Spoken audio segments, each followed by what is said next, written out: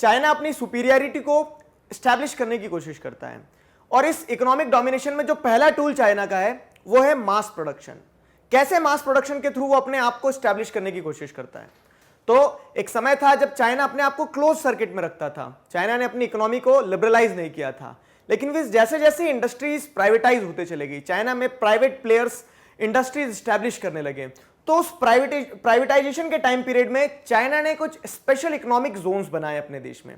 Special economic zones क्या होते हैं? तो हमारी जैसे आप देखते हैं किसी भी कंट्री में अगर आप किसी एक स्पेसिफिक डेडिकेटेड एरिया को डिमार्केट कर देते हो कि हाँ यहां पर इंडस्ट्रीज ही ग्रो होने वाली है, तो चाइना ने फेजेस में शुरुआती दौर में अपने कोस्टल एरिया पे इंडस्ट्रीज को अलाउ किया, प्राइवेट प्लेयर्स को अलाउ किया कि वो इंडस्ट्रीज लगाएं। यहां पे प्रोडक्शन हुआ, प्रोडक्शन मास लेवल पे हुआ, काफी सारा प्रोडक्शन हुआ और वो प्रोडक्शन जो होता था सीधे एक्सपोर्ट कर दिया जाता था, क्योंकि कोस्टल टाउन्स पहले डेवलप हुए, कोस्टल इंडस्ट्रीज पहले डेवलप हुई है, तो जितना भी प्रोडक्शन हो रहा था वो एक्सपोर्ट ओरिएंटेड प्रोडक्शन हो रहा था, सारी चीजें बाहर एक्सपोर्ट कर दी जाती थी। फिर धीरे धीरे इंटीरियर एरियाज में डेडिकेटेड स्पेशल इकोनॉमिक जोन्स बनाए गए। स्पेशल इकोनॉमिक जोन से मेरा तात्पर्य यह है कि एक ऐसा एरिया जहां पे सिर्फ और सिर्फ इंडस्ट्रीज की ग्रोथ के पर्सपेक्टिव से गवर्नमेंट सारी फैसिलिटीज प्रोवाइड करने वाली है, टैक्स बेनिफिट्स मिलेंगे। टैक्स बेनिफिट्स के साथ साथ में आपको दूसरी फैसिलिटीज जैसे इलेक्ट्रिसिटी, गुड ट्रांसपोर्टेशन फैसिलिटीज, ये सारी चीजें दी जाएगी। तो पहले शुरुआती दौर जो रहा इकोनॉमिक डेवलपमेंट का, तो चाइना ने अपनी इंडस्ट्रीज का जो इंफ्रास्ट्रक्चर है वो तैयार किया। अब जब एक बार इंफ्रास्ट्रक्चर तैयार हो जाता है तो हमें यहां पे ये देखने को मिलता है कि सस्ता लेबर था, पॉपुलेशन के कारण, चाइना की पॉपुलेशन जो है सबसे ज्यादा है, तो उस ज्यादा पॉपुलेशन के कारण सस्ता लेबर मिला चाइना में और उस सस्ते लेबर ने खूब काम किया, कम पैसों में काम किया, तो जो बाहर से इंडस्ट्रीज थी वो अट्रैक्ट हो रही थी। अभी हम समझने वाले हैं। अब ये चीप लेबर के चलते क्या होता है कि रूरल एरियाज में इंडस्ट्रीज लग रही थी और this attracted huge foreign direct investment. यहां पे चीजों को समझना बहुत ज्यादा जरूरी है। क्या होता है, क्योंकि सस्ता लेबर अवेलेबल था तो दूसरी कंपनीज जो थी, मल्टीनेशनल कंपनीज, चाहे वो यूएस बेस्ड कंपनी, उसने देखा कि अगर मैं चाइना में अपने प्लांट लगाती हूं तो मुझे यहां पे फायदा होगा, लेबर्स को सैलरी कम देना होगी, और उसी के चलते बहुत सारी कंपनीज आती हैं और चाइना में अपने आप को स्टैब्लिश कर लेती है। तो कहीं ना कहीं चाइना का स्पेशल इकोनॉमिक जोन बनाना, अपनी इंडस्ट्रीज को प्राइवेटाइज कर देना कि हाँ प्राइवेट प्लेयर्स इंडस्ट्रीज लगा सकते हैं, इस चीज ने फॉरेन डायरेक्ट इन्वेस्टमेंट को अट्रैक्ट किया। मतलब विदेशों से सीधी पूंजी आती थी, सीधी मल्टीनेशनल कंपनीज आती थी और अपने प्लांट्स लगाना स्टार्ट कर दिया चाइना में। इससे यह हुआ कि चाइना के लोगों को एम्प्लॉयमेंट मिल गया, चाइना का स्टैंडर्ड ऑफ लिविंग ऊपर उठ गया, साथ ही साथ में चाइनीज जीडीपी बढ़ने लगी। चाइना में जितना डोमेस्टिक प्रोडक्शन हो रहा था वो डोमेस्टिक प्रोडक्शन बढ़ने लगा। अब इन सारी चीजों ने चाइना को जो एक सबसे बड़ा एडवांटेज दिया वो ये दिया कि it created large foreign exchange reserve. इस चीज को आपको भी यहां पे रोक के रखना है कि ये जो बहुत सारा फॉरेन रिजर्व चाइना ने इकट्ठा किया है, तो इस फॉरेन रिजर्व के चाइना को बहुत ज्यादा फायदे मिलने वाले हैं। अभी देखिए यहां पे क्या है कि जब फॉरेन डायरेक्ट इन्वेस्टमेंट आया तो उसके चलते प्रोडक्शन भी बढ़ा, देश में पैसा भी आया, देश के लोगों को पैसा मिला, चाइनीज गवर्नमेंट को पैसा मिल रहा है अभी टैक्स के फॉर्म में। तो कहीं ना कहीं चाइनीज गवर्नमेंट अपनी पोजीशन को दूसरे एरियाज में और स्ट्रांग कर सकती है, बीट मिलिट्री, ठीक है, अब वो अपनी मिलिट्री को मॉडर्नाइज करेगी। चाइना ने ये देखा कि हमें यहां तक सीमित नहीं रहना, चाइना ने दूसरे देशों को लोन देना स्टार्ट कर दिया और आगे जो डोमिनेशन होते जाएगा तो वो सारी चीजें यहीं से जुड़ी हुई है। चाइना में जो मास प्रोडक्शन हुआ, पूरी चाइनीज गवर्नमेंट, चाइनीज पॉपुलेशन, सभी लोगों ने मिलकर इनिशियल ईयर्स में अपनी इंडस्ट्रीज को ग्रो करने पे बहुत ज्यादा फोकस किया। और जैसे मैंने आपको बताया कि डेडिकेटेड एक्सक्लूसिव इकोनॉमिक जोन्स बनाए गए थे, तो इन एक्सक्लूसिव इकोनॉमिक जोन्स को स्पेशल इकोनॉमिक जोन्स के अलावा स्पेशल एग्रीकल्चरल एरियाज भी आइडेंटिफाई कर दिए गए कि हाँ जिंगजियान प्रोविंस है तो यहां पे क्या होने वाला है, यहां पे एक्सक्लूसिवली एग्रीकल्चरल एरिया डिमार्केट कर दिया गया कि हाँ यहां पे सिर्फ और सिर्फ खेती की जाएगी, तो जिससे एग्रीकल्चरल प्रोडक्शन भी बढ़ा चाइना में, साथ ही साथ में इंडस्ट्रियल प्रोडक्शन भी बढ़ा।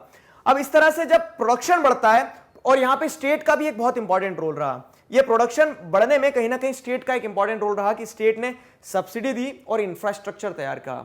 आज अगर हम बात करते हैं कि इंडिया में क्यों उसी लेवल पे इंडस्ट्रियल ग्रोथ नहीं हो पाई है, तो उसका मेन कारण यह रहा है कि जिस तरह से चाइना में स्टेट ने इंफ्रास्ट्रक्चर बिल्डिंग पे फोकस किया था, कहीं ना कहीं इंडियन स्टेट उस चीज से चूक गया। हम इंफ्रास्ट्रक्चर डेवलप नहीं कर पाए, तो एंटरप्रेन्योर्स तो बहुत रहे लेकिन इंफ्रास्ट्रक्चर की कमी के चलते वो बिजनेस ग्रो नहीं कर पाए। फाइन, यहां तक आपको एक कंसेप्ट क्लियर होना चाहिए कि कैसे मास प्रोडक्शन के थ्रू चाइना ने बहुत सारा फॉरेन एक्सचेंज अर्न कर लिया है, साथ ही साथ में अपना प्रोडक्शन बढ़ा लिया है। अब कहीं ना कहीं उसकी डोमेस्टिक लेवल पे जो पावर है, इकोनॉमिक पावर है, वो बहुत बढ़ गई है। अब इस इकोनॉमिक पावर के थ्रू वो और डोमिनेट करेगा वर्ल्ड वाइड। कैसे, इसे समझिए। अगर हम बात करते हैं चाइनीज जीडीपी की, कुछ फैक्ट्स के थ्रू अगर हम बात करें तो चाइनीज जीडीपी जो 2010 में कभी इंडिया की प्रेजेंट जीडीपी के बराबर हुआ करती थी, आज वो बढ़ के लगभग 14 ट्रिलियन के आसपास पहुंच गई है। ठीक है, और अगर इस चीज को हम देखते हैं, कंपेयर करते हैं इन्वेस्टमेंट से, जो मैंने आपको बताया कि चाइना में इन्वेस्टमेंट गई बहुत ज्यादा। अगर इन्वेस्टमेंट की हम बात करते हैं तो जैसे जैसे चाइना की जीडीपी बढ़ी है वैसे वैसे चाइना में फॉरेन डायरेक्ट इन्वेस्टमेंट भी बढ़ा है। और बढ़ते प्रोडक्शन का सीधा सा एक रिलेशन अगर आप समझेंगे तो क्योंकि वहां पे इंडस्ट्रीज बड़ी होगी, और जो इंडस्ट्रीज हैं तो दिखती बात है कि चाइना की डोमेस्टिक इंडस्ट्रीज भी बड़ी होगी, साथ ही साथ में बाहर से जो दूसरी इंडस्ट्रीज थी, ठीक है, मल्टीनेशनल कंपनीज थी, उन्होंने सस्ता मार्केट देखते हुए, सस्ता लेबर देखते हुए चाइना में प्लांट्स लगाना स्टार्ट किया होगा। और उसका प्रमाण ये डेटा देता है हमें कि किस तरह से चाइना में foreign direct investment over the period of time बढ़ता है काफी। आगे अगर इसी चीज को हम समझें तो हमें यह देखने को मिलता है कि चाइना ने किस तरह से अपने इकोनॉमिक डोमिनेशन में जो एक कह सकते हैं सबसे खराब स्ट्रैटेजी का इस्तेमाल किया है, वो है डंपिंग स्ट्रैटेजी। क्या होती है dumping strategy? Dumping strategy simple सी चीज है कि आप कहीं पे डंप कर रहे हैं कुछ। डंप क्या किया जाता है? कचरा। तो यह तय है कि कचरा नहीं डंप करेगा, लेकिन जो प्रोडक्ट जिस तरह से डंप कर रहा होता है चाइना, दूसरे देशों में जिस तरह से प्रोडक्ट को अपने देश से एक्सपोर्ट करता है चाइना, वो एक कचरे के समान ही कर रहा है। क्यों? क्योंकि बहुत कम कीमत में, हो सकता है कि जिस कीमत पे प्रोडक्ट बनाए जा रहे हैं उससे कम कीमत पे चाइना अपने प्रोडक्ट्स को दूसरे देशों में बेच देता है। अब आपके मन में काफी सवाल आए होंगे यहां पर कि पहली चीज, घाटा खा के वो क्यों दूसरे देशों में सामान बेचने वाले हैं, उसके पीछे का कारण समझिएगा। तो dumping the Chinese products in world economies, और सिर्फ इंडिया से मतलब नहीं है, वर्ल्ड वाइड अलग अलग इकोनॉमीज, चाहे वो डेवलप्ड हो, चाहे वो डेवलपिंग हो, चाहे वो लीस्ट डेवलप्ड इकोनॉमीज हो, सभी इकोनॉमीज में चाइना अपनी इकोनॉमिक डोमिनेशन को स्टैब्लिश करने के लिए इस स्ट्रेटेजी का इस्तेमाल करता है। अभी आपने रिसेंटली अगर न्यूज फॉलो किया तो आपको देखने को मिलेगा कि डोनाल्ड ट्रंप ने ट्रेड वॉर डिक्लेयर किया है चाइना के अगेंस्ट में। क्यों? क्योंकि यूएस इकोनॉमी कहीं ना कहीं इस डंपिंग स्ट्रेटेजी के कारण बहुत ज्यादा परेशान हो चुकी थी। इसे हम एक साधारण से एग्जांपल के थ्रू समझने की कोशिश करते हैं। ये चाइना है, ये इंडिया है। चाइना में एक टॉय मैन्युफैक्चरर ने 10 रुपए में अगर एक गुड्स किसी प्रकार का एक टॉय बनाया है, अब उस टॉय को वो इंडिया में 8 रुपए में बेच देता है। अब आप कहेंगे कि 2 रुपए का घाटा क्यों खाया? देखिए, वो 2 रुपए का घाटा नहीं खाता है। यहां पे स्टेट, जो चाइनीज स्टेट है, वो कहीं ना कहीं एक बहुत इंपॉर्टेंट रोल प्ले करता है। चाइनीज स्टेट इस प्रोडक्ट मैन्युफैक्चरर को, इस मैन्युफैक्चरर को सब्सिडी देता है। एक्सपोर्टिंग सब्सिडी मिलती है यहां पे। एक्सपोर्टिंग सब्सिडी मतलब अगर आप प्रोडक्ट बना रहे हो और प्रोडक्ट आप एक्सपोर्ट ओरिएंटेड प्रोडक्ट बना रहे हो, आप दूसरे देशों में बेचने के लिए प्रोडक्ट बना रहे हो, तो आपको यहां पे सब्सिडी देगी गवर्नमेंट सपोर्ट करेगी कि आपका बिजनेस इनिशियली लॉस में ना जाए, ठीक है, जब तक वो अपनी रूट्स को मजबूत नहीं कर लेता है। और गवर्नमेंट को इससे क्या फायदा कि गवर्नमेंट को बाद में जब बिजनेस ट्रैक पे आ जाएगा तो गवर्नमेंट तब टैक्स के थ्रू वसूल लेगी चीजें। तो इस तरह से कहीं ना कहीं कह सकते हैं कि इंडस्ट्रीज के बीच में और स्टेट के बीच में क्लोज नेक्सस देखने को मिलता है यहां पे। अब फायदा क्या हो रहा है देखिए इन्हें, तो फायदा ये हो रहा है कि जब इस तरह से वो डंप करेंगे दूसरे देशों में प्रोडक्ट को, तो they would be successful in eliminating the competition को खत्म करने के लिए ये सबसे चाइना के लिए सबसे अच्छी स्ट्रेटेजी है। बाकी वर्ल्ड वाइड इकोनॉमीज इसे सबसे गलत स्ट्रेटेजी मानती है। और इसी चीज के अगेंस्ट में काफी बार WTO में और अलग अलग इंस्टीट्यूशंस में, अलग अलग ऑर्गेनाइजेशंस में चाइना के अगेंस्ट में बहुत सारे केसेस भी फाइल हो चुके हैं। अब क्या होता है यहां पे कि हमारा डोमेस्टिक मार्केट कैसे खत्म होता है? तो चाइना से जो गुड्स आए हैं वो 8 रुपए में आए हैं। अब हमारा जो मैन्युफैक्चरर है, हमारा मैन्युफैक्चरर चाह कर भी अगर मान लीजिए उसने प्रोडक्ट 9 रुपए में बनाया है, तो ज्यादा से ज्यादा वो 9 रुपए में बेच सकता है। मतलब कम से कम वो 9 रुपए में बेच सकता है। 9 रुपए से कम में वो बेचेगा नहीं हमारा प्रोडक्ट। क्यों? क्योंकि उसे लॉस होगा और उसे किसी प्रकार की कोई सब्सिडी नहीं मिल रही है। तो यहां पे 1 बार, 2 बार, 3 बार लॉस खा के बिजनेस कर सकता है इंडियन मैन्युफैक्चरर। उसके बाद में धीरे धीरे वो इस कंपटीशन से एलिमिनेट हो जाएगा। अब चाइना ने एक मोनोपोली क्रिएट कर लिया। अब चाइना अकेला, मतलब जो चाइनीज एक्सपोर्टर है वो अकेला यहां पे बिजनेस पार्टनर रह गया, या फिर कह सकते हैं यहां पे अपनी मोनोपोली को एस्टैब्लिश कर चुका है, जिसके सामने अब कोई कंपटीशन नहीं है, अब कोई दूसरा टॉय मैन्युफैक्चरर नहीं है। तब क्या होगा? तब धीरे से ये 8 से 9 भी होगा, 9 से 10 भी होगा, और 10 से 15 भी होगा। अब हमारे पास में कोई और ऑप्शन नहीं रह जाएगा। क्यों ऑप्शन नहीं रह जाएगा? क्योंकि अब जो है मार्केट में मोनोपोली है किसकी? चाइनीज टॉय मैन्युफैक्चरर्स की, और हमारे पास में कोई दूसरा ऑप्शन नहीं है। यहां पे टॉयज तोड़ देने से आप चाइना की इकोनॉमी को नहीं तोड़ पाओगे, ठीक है। समझने वाली बात है, आपको यहाँ उसके पीछे का रूट कॉज समझना होगा। अगर इस चीज को सॉल्व करना है तो हम आने वाले एपिसोड्स में समझेंगे कि कैसे हम चाइना को एक स्ट्रेटेजिकली इकोनॉमिक फ्रंट पे हरा सकते हैं, उनकी जो टैक्टिक्स है उन्हें कैसे कवर किया जा सकता है, कैसे चैलेंज किया जा सकता है। अब अगर आगे और चीजों को समझते हैं तो आपके मन में एक सवाल होगा, why Indian government is allowing such imports. Indian government इस तरह के इंपोर्ट्स अलाउ क्यों कर रही है, जब हम देख रहे हैं कि हमारा डोमेस्टिक मार्केट जो है वो कोलैप्स हो रहा है पूरी तरह से, हमारे डोमेस्टिक प्रोड्यूसर्स सफर कर रहे हैं। देखिए यहां पे क्या होता है कि जब आप इंस्टीट्यूशंस का पार्ट होते हैं, आप वर्ल्ड ट्रेड ऑर्गेनाइजेशन का पार्ट हैं, आप बहुत सारी दूसरी ऑर्गेनाइजेशन जैसे ब्रिक्स में इंडिया और चाइना पार्टनर्स हैं, तो इन ऑर्गेनाइजेशंस के पार्ट होने पे आपके ऊपर कुछ ऑब्लिगेशंस लग जाती हैं, और अगर आप वो ऑब्लिगेशंस फॉलो नहीं करते तो कहीं ना कहीं आपकी वर्ल्ड वाइड इमेज जो है, ठीक है, वो डेटोरिएट होती है, खराब होती है। तो बहुत सारे प्रेशर्स रहते हैं। यहां पे अगर कुछ इंपॉर्टेंट है तो वो ये है कि सिटीजंस अवेयर हो, अगर वो समझें कि किस तरह से चाइनीज प्रोडक्ट में आपको 2 रुपए का आज तो फायदा दिख रहा है, लेकिन लॉन्ग टर्म पर्सपेक्टिव से जब मोनोपोली क्रिएट हो जाएगी तो कैसे इंडियन कंज्यूमर्स जो उन्हें सफर करना पड़ेगा, इंडियन मार्केट भी कोलैप्स हो जाएगा और हम डिपेंडेंट हो जाएंगे पूरी तरह से चाइना के ऊपर। इसे लॉन्ग टर्म पर्सपेक्टिव से देखने की, समझने की जरूरत है। अगर आप देखेंगे तो बहुत सारे न्यूज रिपोर्ट्स हैं, न्यूज आर्टिकल्स हैं जो इन चीजों को कवर करते हैं। कहते हैं कि Chinese imports are hitting Indian industry hard causing unemployment. Parliamentary panel का ये कहना है। अब दिखती बात है कि जब इंडियन बिजनेस शट डाउन होंगे, इंडियन बिजनेस जब चाइनीज प्रोडक्ट्स के साथ में compete नहीं कर पाएंगे, तो यहाँ के जो लोग हैं इंडिया के, वो अनएम्प्लॉयड होते चले जाएंगे। क्यों? क्योंकि एम्प्लॉयमेंट जो जनरेट हो रहा है वो कहाँ हो रहा है? चाइना में हो रहा है। अब चाइना में जाके आप जॉब करने से तो रहे। आगे और देखें तो इस डंपिंग स्ट्रेटेजी के साथ साथ चाइना एक और बुरी स्ट्रेटेजी का इस्तेमाल करता है, वो है डेब्ट ट्रैप। डेब्ट ट्रैप मतलब चाइना अपने कर्ज तले, चाइना देखो पहले आगे रह के कर्ज देने वाला है किन देशों को जिन्हें जरूरत है, और जब एक बार वो इस तरह से एडवांस लोन्स दे देता है, उसके बाद में धीरे धीरे धीरे धीरे इंटरेस्ट अक्यूमुलेट होते चले जाते हैं, इंटरेस्ट बढ़ता चले जाता है। और जो कंट्रीज हैं जिन्होंने जो लीस्ट डेवलप्ड कंट्रीज थी जिन्होंने लोन लिया था, वो कंट्रीज चाइना के कर्ज तले दब जाती हैं। कैसे? इसे समझते हैं। देखिए तो political subjugation of less developed countries by economic domination. Economic domination के थ्रू एडवांस लोन एडवांस करने के बाद में चाइना उन कंट्रीज को पॉलिटिकली भी डराने धमकाने लगता है, सब्जुगेट करने लगता है। क्या होता है? तो China is creating traps by providing loans which can not be repaid by smaller countries. दिखती बात है, जैसे हम एग्जांपल लेते हैं सुडान और दूसरी और जो अफ्रीकन कंट्रीज हैं, तो यहां पे चाइना ने बड़े बड़े डेवलपमेंटल प्रोजेक्ट्स के लिए लोन दिया है, जैसे रेलवे कंस्ट्रक्शन के लिए।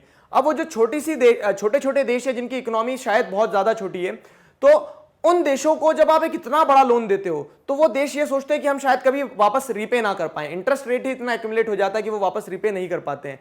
अब चाइना इस कंडीशन में जब एक ट्रैप में फंसा लिया चाइना है, तो चाइना वहां पे ये सोल्यूशन देता है कि आप क्या कीजिए, आप हमें आपका इतना हिस्सा बेच दीजिए। जैसे पाकिस्तान ने अपनी टेरिटरी सीड कर दी है चाइना को पाकिस्तान अपना हिस्सा बेच चुका है, जम्मू कश्मीर के ऊपर वाला।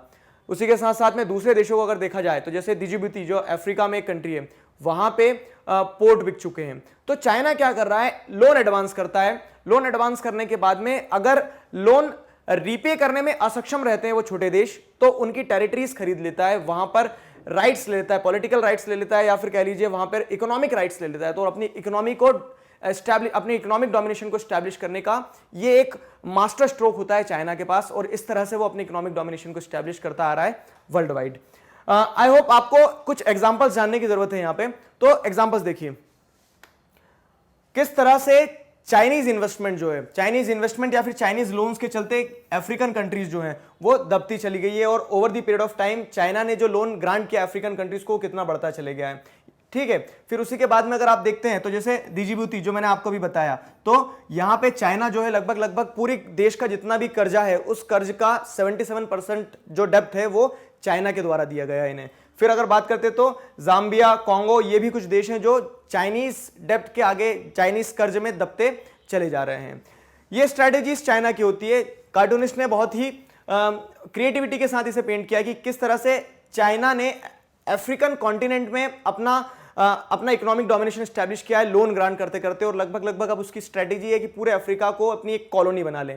ये एक नियो कॉलोनियल सिस्टम की तरह है कि आज से 100 साल पहले जिस तरह से ब्रिटिश कॉलोनाइजेशन था, तो वहां पे डायरेक्ट ब्रिटिशर्स अपना मिलिट्री डोमिनेशन स्टैब्लिश कर रहे थे, लेकिन आज वो पॉसिबल नहीं। तो आज चाइना क्या कर रहा है? इकोनॉमिकली अपने आप को डोमिनेट करवा रहा है इन सारे छोटे देशों के ऊपर, अपनी डोमिनेशन को स्टैब्लिश कर रहा है। आगे अगर इसी लाइन में कहानी को देखते हैं और तो हमारे पास में और भी बहुत सारे ऐसे एग्जांपल है कि चाइनाज डेब्ट ट्रैप डिप्लोमेसी, इस चीज को बहुत सारे स्कॉलर्स ने रिकॉग्नाइज किया है। हमारे पड़ोसी देश की अगर बात करें तो श्रीलंका में अगर जैसे देखा जाए तो श्रीलंका चाइना के डेब्ट के कर्ज के तरह दब चुका था, और वहां पे चाइना ने सोल्यूशन ये निकाला कि चाइना ने कहा कि आप हमें आपका एक पोर्ट दे दीजिए जिसे हम हमारे नेवल बेस में कन्वर्ट कर सके, और हम्बनटोटा जो एक हमारे बाजू में नीचे पोर्ट है, श्रीलंका का एक पार्ट है, वहां से वहां पे नेवल बेस स्टैब्लिश कर लिया है चाइना ने। अब जब श्रीलंका इस स्ट्रेटेजी को समझा है, ठीक है, गलती होने के बाद में श्रीलंका को जो समझ में आता है, तो Sri Lanka wants it's depth track Hambantota port back, but will China listen. लेकिन अब चाइना अपनी इकोनॉमिक डोमिनेशन को स्टैब्लिश कर चुका है, जो कि प्रैक्टिकली ऐसा लगता है कि अब शायद चीजें वापस सुधर ना पाए श्रीलंका और चाइना के पर्सपेक्टिव से। सवाल यह भी आता है कि ये सारा सब कुछ क्यों किया जा रहा है चाइना के द्वारा, चाइना अपने आप को इकोनॉमिकली क्यों स्टैब्लिश कर रहा है, क्यों डेप्ट बांटते फिर रहा है, क्यों कर्ज देते फिर रहा है। तो यहां पे अगर आप समझेंगे तो सबसे पहले वो अपनी सुप्रीमेसी को स्टैब्लिश करना चाहता है। सुप्रीमेसी को क्यों स्टैब्लिश करना चाहता है? जो पूरा एशिया पैसिफिक रीजन है या फिर जो एशिया अफ्रीकन रीजन है पूरा, तो इंडियन ओशन की जो बॉर्डरिंग कंट्रीज हैं, अब यहां पे अगर आप देखते हो तो ये एक ऐसा एरिया है जो फ्यूचर पर्सपेक्टिव से देखा जाए कि हाँ वर्ल्ड इकोनॉमी इधर शिफ्ट होने वाली है। वेस्टर्न इकोनॉमी जितना ग्रो हो सकती थी हो गई है, जितना मार्केट वहां पे था वो पूरी तरह से एक्सप्लोर किया जा चुका है। लेकिन अफ्रीकन कंट्रीज, एशियन कंट्रीज, ये कुछ ऐसे पार्ट्स है जहां पर अभी ग्रोथ बहुत ज्यादा पॉसिबल है, और इन एरियाज में अपनी जड़ों को मजबूत करने के लिए चाइना इन सारी डर्टी टिक्स का इस्तेमाल कर रहा है। बात करते हैं स्ट्रेटेजिक एडवांटेज। तो स्ट्रेटेजिक एडवांटेजेस किस तरह से यहां पे देखने को मिलते हैं कि कोस्टल एरियाज बहुत ज्यादा है इन सभी देशों के, अफ्रीकन कंट्रीज के। अब अगर आप जैसे देखते हैं तो बांग्लादेश में, श्रीलंका में, सभी जगह चाइना जहां अपने डोमिनेशन को स्टैब्लिश कर रहा है, ये सभी एरियाज कोस्टल एरियाज हैं, यहाँ पे पोर्ट फैसिलिटीज है, और पूरे इंडियन ओशियन में जितने भी रिसोर्सेज हैं उन्हें एक्सट्रैक्ट करना, अपने मिलिट्री बेस बनाना, ये सारे स्ट्रेटेजिक एडवांटेजेस लेना चाहता है चाइना अपने डेप्थ ट्रैप वाले टूल के थ्रू। और देखिए तो मार्केट, अब मैंने जैसे आपको बताया कि पॉसिबिलिटी बहुत ज्यादा है अफ्रीकन और एशियन मार्केट में, तो फ्यूचर पॉसिबिलिटी को देखते हुए चाइना अपने लिए एक सेफ मार्केट सिक्योर कर रहा है कि चाइनीज इंडस्ट्रीज को कंटिन्यूसली अपने लिए एक मार्केट मिलता रहे। फिर बात करते हैं तो बीइंग सुपर पावर, अब कहीं ना कहीं सुपर पावर की रेस में यूएस और चाइना, जो पहले कोल्ड वॉर के समय पे चला करता था कि कहीं ना कहीं यूएसएसआर और यूएसए दोनों के बीच में कंपटीशन था, तो अब वो नाम नहीं रहा है। अब जो एक नाम अल्टरनेटिव पावर ब्लॉक देखने को मिलता है वो है चाइना के नाम का, और चाइना अपनी इस पावर को और बढ़ाना चाहता है यूएस से ज्यादा। तो उसके चलते वो अपने एरिया में रीजनल, देखो क्या होता है कि सब अपनी अपनी रीजन में पावर स्टैब्लिश करना चाहते हैं, पावर डोमिनेशन दिखाना चाहते हैं, और वही चीज चाइना भी अभी कर रहा है। आगे अगर बढ़ते हैं हम, तो यहां पे जो इकोनॉमिक डोमिनेशन की बात होती है, तो एक economic domination China theory of string of pulse के थ्रू स्टैब्लिश करने की कोशिश करता है। ये क्या है स्ट्रिंग ऑफ पल्स, उस चीज को समझिए। जैसे मैंने आपको बताया कि लोन ग्रांट करना चाइना का एक फेवरेट टूल रहा है दूसरे देशों के ऊपर अपनी इकोनॉमिक डोमिनेशन स्टैब्लिश करने के लिए, वैसे ही कंस्ट्रक्शन या फिर कह सकते हैं इंफ्रास्ट्रक्चर डेवलपमेंट के थ्रू भी चाइना कहीं ना कहीं अपनी डोमिनेशन स्टैब्लिश कर रहा है। और ये जो इंफ्रास्ट्रक्चर डेवलपमेंट है वो कहां हो रहा है, तो जो ट्रेडिशनली सिल्क रूट कहा जाता था, जहां से सिल्क का ट्रेड हुआ करता था यूरोप तक के लिए, तो उन एरियाज को चाइना अब फिर से रिकंस्ट्रक्ट करना चाह रहा है। अब दिखती बात है कि आज वो सिल्क नहीं पहुंचाएगा, आज चाइना वहां पे जो अपने मॉडर्न इंडस्ट्रियल इक्विपमेंट्स हैं, तो अपने इंडस्ट्रियल प्रोडक्ट्स को एशियन कंट्रीज और एशियन कंट्रीज के साथ साथ में यूरोपियन कंट्रीज, यूरोपियन मार्केट्स तक पहुंचाना चाहता है, और उसके लिए इंफ्रास्ट्रक्चर बिल्डिंग का ये इनिशिएटिव लिया है। साथ ही साथ में इसके पीछे का एक और कारण है, वो भी हम अभी आपको बताने वाले हैं।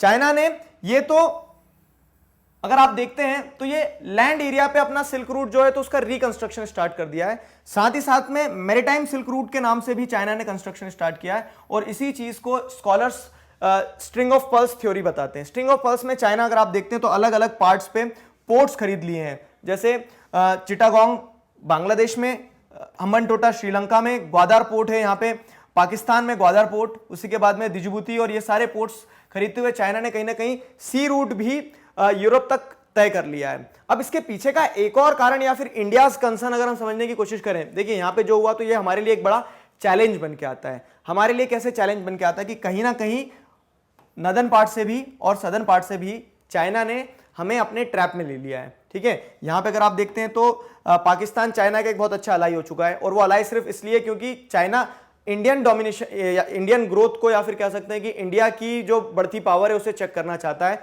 तो वो हमें इस तरफ से काउंटर करने के लिए पाकिस्तान के साथ में अपनी दोस्ती को बढ़ा रहा है। बाकी पाकिस्तान से एक पैसे का फायदा नहीं है चाइना को। आगे अगर देखा जाए तो अब इस तरह से जब स्ट्रेटेजिकली चाइना हमें पूरी ओर से कवर करने की कोशिश करेगा तो इसका कहीं ना कहीं इंडियन ट्रेड पे इंपैक्ट होने वाला है। हमारी जो कह सकते हैं जो हमारी स्ट्रेटेजिक पोजीशन रही है इंडियन ओशियन में कि हाँ हमारे पास में एक लॉन्ग कोस्ट लाइन है, तो हमारी उस कोस्ट लाइन को कहीं ना कहीं चेक करने के लिए, हमारे ऊपर निगरानी रखने के लिए, इन सारी चीज़ों का ध्यान में रखते हुए, इन सारे पर्सपेक्टिव से अगर देखा जाए तो चाइना की ये जो हेजेमनी है ये स्ट्रिंग ऑफ पर्ल्स के थ्रू क्लियर होती है। अब इसका सोल्यूशन क्या हो सकता है, सवाल एक ये भी आता है। सवाल ये आता है कि स्ट्रिंग ऑफ पर्ल्स की जो थ्योरी, अगर इसे हमें क्रैक करना है तो उसके लिए हमें क्या करना होगा, एक ओवरलैपिंग नेटवर्क डेवलप करना होगा। मतलब हमें जिस तरह से चाइना इंफ्रास्ट्रक्चर के थ्रू हमें कवर करने की कोशिश कर रहा है, वैसे ही हमें इंफ्रास्ट्रक्चर के थ्रू चाइना की इस थ्योरी को तोड़ना होगा। वो कब पॉसिबल हो पाएगा, जब हम दूसरी कंट्रीज जैसे रशिया, कजाकिस्तान, इन सारी कंट्रीज के साथ में, मंगोलिया, इन सारी कंट्रीज के साथ में जो सिल्क रूट है, लैंड सिल्क रूट है, उससे ऊपर की ओर जाके, उससे नॉर्थ में और जाके स्ट्रेटेजिकली अपने पोर्ट्स, अपने इंफ्रास्ट्रक्चर डेवलप करते हैं, जो कि इंडिया कर रहा है। आगे अगर देखते हैं और क्या प्रॉब्लम्स हो सकती है और किस तरह से इकोनॉमिक डोमिनेशन को एस्टैब्लिश करने के लिए पूरे एफर्ट्स लगाता है चाइना, वो है चाइनीज इन्वेस्टमेंट। अब जो मैंने आपको बताया था, इस चीज को ध्यान से सुनना है आपको। स्टार्टिंग में मैंने बताया था कि जब फॉरेन डायरेक्ट इन्वेस्टमेंट आना स्टार्ट होती है चाइना के पास में, तो उस फॉरेन डायरेक्ट इन्वेस्टमेंट का चाइना किस तरह से इस्तेमाल करने वाला है, तो उसने बहुत सारा फॉरेन एक्सचेंज रिजर्व अर्न कर लिया। मतलब उसके पास बहुत सारा पैसा है जिसके थ्रू अब वो क्या कर सकता है, वर्ल्ड वाइड इन्वेस्ट कर सकता है। चाइनीज कंपनीज जो है उनके पास में पैसा है, जो कहीं ना कहीं स्टेट ने जिन्हें सपोर्ट किया उनके पास पैसा है, और वो अपने उस इन्वेस्टमेंट से क्या करने वाली है, अपने उस इन्वेस्टमेंट से दूसरे जो डेवलपिंग कंट्रीज हैं, जहां पे जो इंडस्ट्रीज ग्रो हो रही है, जो पॉसिबिलिटी दिख रही है कि हाँ ये इंडस्ट्रीज क्या कर सकती हैं, ये इंडस्ट्रीज हमें 2 पैसा लगाएंगे तो 4 पैसा कमा के दे सकती है, तो उन इंडस्ट्रीज में अब चाइना इन्वेस्ट कर रहा है, चाइनीज इन्वेस्टर्स इन्वेस्ट कर रहे हैं। इस चीज को समझिए, देखिए क्या है। तो huge foreign reserve accumulated after the exports of Chinese products. तो चाइनीज प्रोडक्ट्स एक्सपोर्ट करने के बाद में, मास प्रोडक्शन के थ्रू जो एक्सपोर्ट हुआ था, उस एक्सपोर्ट के बाद में जितना भी पैसा कमाया, तो वो पैसे का जो रिजर्व बना है, उस रिजर्व को अब क्या किया जाएगा, ठीक है, Chinese companies again invested the money in the sunrising industries of same countries. ये चीज समझने वाली है। जो मैंने आपको बताया पैसा कमाया है ना उन्होंने, उस पैसे को यहां से, मतलब उन्होंने प्रोडक्ट बेचा, पैसा कमाया, अब जो पैसा उसको वापस इन्वेस्ट करने वाले कहां, सनराइजिंग इंडस्ट्रीज में। सनराइजिंग इंडस्ट्रीज मतलब क्या होती है, ऐसी इंडस्ट्रीज जो दिखती है, जिनकी पॉसिबिलिटी दिखती है कि हाँ ये ग्रो कर सकती है और जो अभी अभी इमर्ज होने लगी है। तो अब जैसे क्या है कि अब आप देख रहे हैं, समझ रहे हैं कि चीजों का क्या हो रहा है, डिजिटलाइजेशन हो रहा है हर चीज का, डिजिटल पेमेंट होता है, डिजिटल एजुकेशन होता है, सारी चीजें अब क्या हो रही है, डिजिटलाइज हो रही है। तो चाइनीज इन्वेस्टमेंट जो है, तो इस तरह से डिजिटल प्लेटफॉर्म्स में अलग अलग, हमारी कंट्री में भी, इसी के साथ साथ में जो दूसरे वर्ल्ड वाइड दूसरी कंट्रीज हैं वहां पे भी चाइनीज इन्वेस्टमेंट देखने को मिल रहा है। ये चीज समझना जानना बहुत ज्यादा जरूरी है। देखिए इकोनॉमिक डोमिनेशन की अगर बात करते हैं, चाइनीज इन्वेस्टमेंट भी एक तरह का डोमिनेशन है। क्यों? क्योंकि अगर आज आपके देश की किसी कंपनी में चाइनीज इन्वेस्टमेंट है, तो कल को जो आपके देश में पैसा बनेगा, वो पैसा भी चाइना ही जाने वाला है। क्यों? क्योंकि चाइना के लोगों ने पैसा लगाया तो वापस भी लेंगे ना, तो जो प्रॉफिट होगा वो चाइनीज इन्वेस्टमेंट के चलते क्या होगा, चाइना पहुंच जाएगा। मेहनत आपने करी, सारा पैसा कहां चले गया, चाइना। वो बात अलग है कि हमारे यहां लोगों को एम्प्लॉयमेंट मिलेगा, सारी चीजें होगी, लेकिन फिर भी ब्रॉड सेंस में अगर देखा जाए, और देखो ये चीजें डिस्क्लोज हुई है, या फिर देखते हैं जो चाइना एक्सपोज हुआ है वो कब हुआ है, वो रीसेंट एग्जांपल अगर आप देखते हैं तो ये सब कुछ चौंकाने वाला था। वर्ल्ड वाइड जितनी भी बड़ी बड़ी इकोनॉमीज थी, सारी इकोनॉमीज चाइना की इस एक्शन के बाद में, या फिर कह सकते हैं कि इस इंसिडेंट के बाद में कहीं ना कहीं समझ गई है कि चाइना को चेक करना बहुत ज्यादा जरूरी है। समझिएगा क्या होता है, Chinese equity capital raise through US market, ठीक है, यूएस मार्केट में कहीं ना कहीं चाइनीज इन्वेस्टमेंट बढ़ा। उसके बाद में क्या होता है, it's too late for the US to get rid of Chinese stocks. तो यहां पे क्या होता है कि अभी आपने रिसेंटली कोविड-19 वाले जो क्राइसिस देखे हैं, और जब चाइना में सिचुएशन थोड़ी इंप्रूव होती, कहीं ना कहीं चाइना में लोगों ने जब टैकल कर लिया था फॉरेन इन्वेस्टमेंट, मतलब जो स्प्रेड हो रहा था कोविड-19, उसे टैकल करने के बाद में जब चाइनीज मार्केट धीरे धीरे खुलने लगता है, तब पता चलता है कि बहुत सारी चाइनीज कंपनीज ने यूएस बेस्ड कंपनीज के शेयर खरीद चुके हैं। तो अब आपको यहां देखने को मिला है कि इकोनॉमिकली चाइना जो है कोविड-19 के बाद में एक और पावरफुल कंट्री के रूप में निकल के आने वाला। क्यों? क्योंकि अब बहुत सारी यूएस बेस्ड कंपनी के शेयर्स में चाइना का एक ह्यूज स्टेक बन चुका है। तो आप समझिए कि किस तरह से वो अपने इकोनॉमिक डोमिनेशन को एस्टैब्लिश कर रहा है। अब यहां पे चाइनीज गवर्नमेंट की अगर बात की जाए तो वही चीज है कि चाइनीज इन्वेस्टर्स जो हैं ये क्यों इतना आगे बढ़ पा रहे हैं, क्योंकि कहीं ना कहीं चाइना इन्हें प्रोटेक्ट दे रहा है कंपटीशन से। जैसे चाइना के अंदर आपको क्या यूट्यूब नहीं मिलेगा, चाइना के अंदर आपको उनका अलग सर्च इंजन मिलने वाला है, चाइना के अंदर आपको उनका अलग फेसबुक मिलने वाला है। तो अब क्या हो रहा है कि बाहर से कंपटीशन नहीं हो रहा है ना। देखो सिंपल सी चीज है, ये आपका देश है, आपके देश का एक बिजनेसमैन है, ये कमजोर है, अभी इसे मजबूत बनाना है तो आपको क्या करना होगा, बाहर के दूसरे जो बिजनेस जायंट है इनसे प्रोटेक्शन देना होगा, और वो चाइना कर रहा है। और उससे फायदा क्या हो रहा है कि जब ये बिजनेसमैन बड़ा बन गया तो बड़ा बनने के बाद में अब ये है कि ये बाहर के लोगों को टक्कर दे सकता है। ये स्ट्रेटेजी सिंपल सी चाइना के द्वारा अडॉप्ट की गई है अपनी इकोनॉमिक डोमिनेशन को स्टैब्लिश करने के लिए, ठीक है। और देखिए क्या है, तो अगर हम बात करते हैं इंडिया में, तो Chinese investment in various companies in India, तो इंडिया में बहुत सारी कंपनीज है और ये चाइनीज जायंट्स हैं। तो China's biggest funds and their bets in India, तो टेंसेंट, अलीबाबा, शाओमी, तो ये बहुत सारी कंपनीज हैं। इन्होंने क्या किया है, मतलब ये जो मेजर जायंट्स है चाइना के, इन्होंने बहुत सारी इंडिया की कंपनीज में इन्वेस्ट किया है। जैसे आप देखेंगे बायजूस, ओला, ड्रीम 11, फ्लिपकार्ट, हाइक, स्विगी। तो अब आपको यहां पे एक चीज ये भी ध्यान रखना है कि शेयर प्रोपोर्शन वेरी कर सकता है, लेकिन कहीं ना कहीं इन्वेस्टमेंट है, चाइनीज इन्वेस्टमेंट और चाइनीज जायंट्स के इन्वेस्टमेंट है। अलीबाबा जो है तो चाइना का क्या है, अमेजॉन है, उसने भी काफी सारी कंपनीज में, इंडियन कंपनीज में इन्वेस्ट किया, जैसे पेटीएम हो गया, बिग बास्केट हो गया, पेटीएम मॉल हो गया, स्नैपडील हो गया। अब अगर आप इस चीज को और इनडेप्थ जाके समझोगे तो इन्वेस्टमेंट भी कहां हो रही है, जहां पॉसिबिलिटी दिख रही है ग्रोथ की, वहां पे इन्वेस्टमेंट किया जा रहा है चाइनीज इन्वेस्टर्स के द्वारा।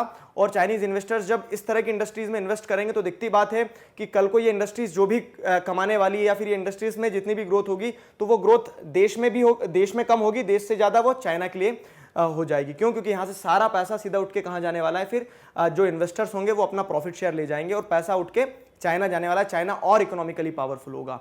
ये पूरे जो मैंने आपको अभी तक डायमेंशंस दिखाए, ये इकोनॉमिक डोमिनेशन के डायमेंशंस थे कि किस तरह से चाइना अपनी इकोनॉमिक डोमिनेशन को स्टैब्लिश कर रहा है। अब जो सेकंड पिलर है, जिस तरह से मैंने आपको स्टार्टिंग में बताया था, मिलिट्री डोमिनेशन, उसे हम समझते हैं। Hope you enjoyed the information given in the video lecture. इसी तरह से इंडिया चाइना कॉन्फ्लिक्ट के ऊपर एक पूरी सीरीज बनी है। बाकी के पार्ट्स और एपिसोड देखने के लिए डिस्क्रिप्शन में दी गई लिंक के थ्रू आप सारे वीडियो लेक्चर्स को देख सकते हैं। Thank you.